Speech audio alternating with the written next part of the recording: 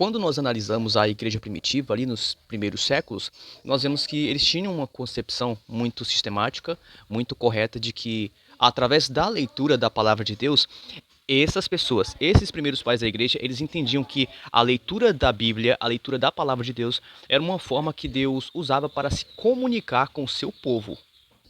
E quando nós entendemos essa concepção que eles tinham dentro da antiguidade, os judeus, os primeiros cristãos, como até hoje, temos a ideia de que Deus sim pode falar através de sua palavra conosco hoje. Por exemplo, dou um exemplo bíblico, é que quando a Bíblia fala sobre o rico e Lázaro, ela mostra Abraão dizendo o seguinte: olha, o seguinte, eles têm a lei e os profetas, que eles os escutem. Ele estava fazendo uma referência à Bíblia.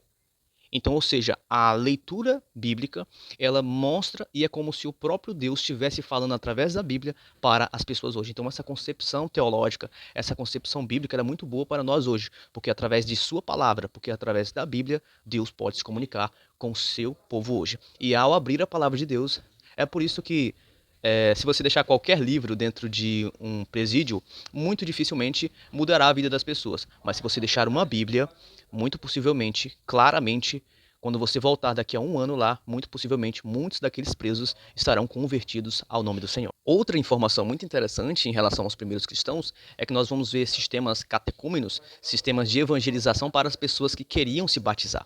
Então, nós vemos que os primeiros pais da igreja, como eles lidavam com isso. Nós vemos que eles eram muito sistemáticos, muito burocráticos em relação a isso, porque eles exigiam da pessoa que queria ser batizada um estudo profundo sobre a palavra de Deus, sobre o cristianismo, sobre o entendimento dogmático sobre o que a igreja acreditava. E muitas pessoas podem olhar isso como negativo, mas do meu ponto de vista eu vejo como positivo, como por exemplo, a ideia era, tipo, se uma pessoa aceita estudar durante 3 anos para poder ser batizada, isso mostra a realidade e a sinceridade dela em querer ser cristã. Porque pense comigo, se uma pessoa ela não tem o desejo de ser cristã, ela quer se batizar só por causa da loucura, se ela souber que ela tem que estudar 3 anos, aprender sobre o cristianismo para poder se batizar, é claro que ela iria pular fora muito rápido.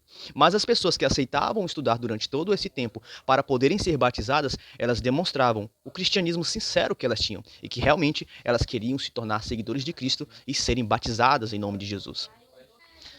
Agora, muito possivelmente, você pode se questionar, tipo, as crianças eram batizadas nesse tempo?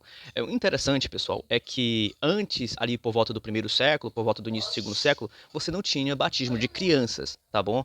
Como eu já falei aqui, você tinha um sistema de estudos, que era conversão, que era disciplina, que era estudo profundo sobre a palavra de Deus para poder ser batizada. E como a criança não tinha esses critérios de arrependimento, de noção teológica, de noção do que é ser o verdadeiro cristão, nós vemos que não era uma prática dentro dos primeiros séculos. A gente vai enxergar ela, segundo algumas fontes, como batistas, como fontes da igreja presbiteriana, e muitas outras fontes, inclusive também católicas, que vão concordar que esse batismo de crianças ele vai começar a ser pensado teologicamente mais a partir do final do segundo século, início do terceiro século.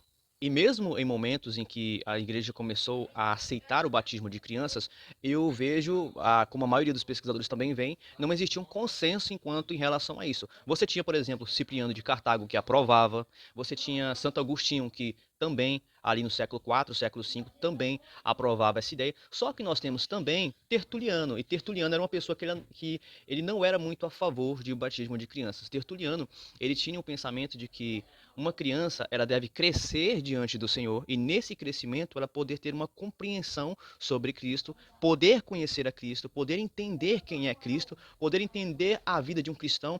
E segundo Tertuliano ali, que vai viver no segundo século, terceiro século, bem antigo, né? Ele vai ter uma noção de que as crianças devem crescer diante do Senhor, quando ter uma percepção teológica, elas poderem ser batizadas. Então a ideia documentária, os documentos que nós temos em relação a Tertuliano, quando ele vai falar sobre os batismos, ele vai falar que é necessário que a criança cresça, tenha entendimento sobre a palavra e assim possa ser batizada. Então, eu espero ter esclarecido para vocês essas questões teológicas dentro dos primeiros séculos, que não existia muito consenso em relação a alguma coisa. Algum pai da igreja pensava diferente em relação a uma doutrina, um outro pai da igreja pensava diferente em relação a outra doutrina.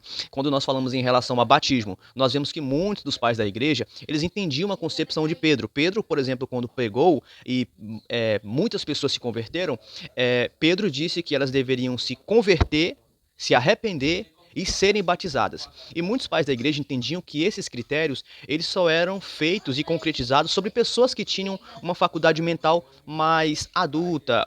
Por exemplo, uma criança de 2 anos, 3 anos, ela não tem essa concepção de arrependimento, de entendimento sobre o cristianismo, entende? Então, por isso, muitos pais da igreja, ali nos primeiros séculos, primeiro, segundo século, entendiam que era necessário que uma criança aprendesse sobre Cristo, e aí, quando ela tivesse a noção do que é um cristianismo verdadeiro, do que é Cristo, do que é uma doutrina bíblica, aí sim ela aceitava o batismo e era batizada em nome de Cristo Jesus.